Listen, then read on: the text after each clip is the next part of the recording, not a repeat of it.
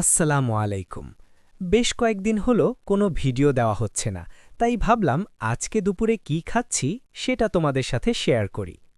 আজকের দুপুরের খাবারের আয়োজনে ছিল সাদা ভাত, ডাল ভর্তা, পাঁচমিশালি শাকভাজি আর সজনে ডাঁটা ও আলু দিয়ে রান্না করা পুঁটি মাছের মাথা। আমাদের এই সাইডে এই মাছকে বলে সাইরন পুঁটি।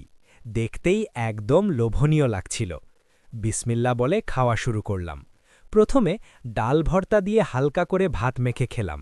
সত্যি বলতে খেতে বেশ ভালোই লাগছিল। তারপর নিলাম পাঁচমিশালি শাক ভাজি। খুবই স্বাদ ছিল, একদম ঘরোয়া আর মায়া মাখা স্বাদ। এরপর সজনে ডাঁটা আর আলু দিয়ে ভালো করে ভাত মেখে খেলাম। ডাঁটাগুলো চিবিয়ে চিবিয়ে খেতে দারুণ লাগছিল। সবশেষে নিলাম পুঁটি মাছের মাথা।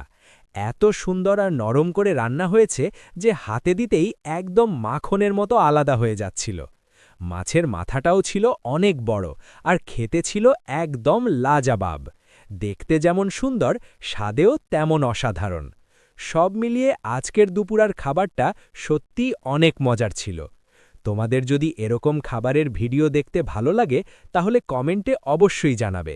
ইনশাল্লাহ আরও সুন্দর সুন্দর ভিডিও নিয়ে আবার হাজির হব। ধন্যবাদ সবাইকে। ভালো থেকো, সুস্থ থেকো।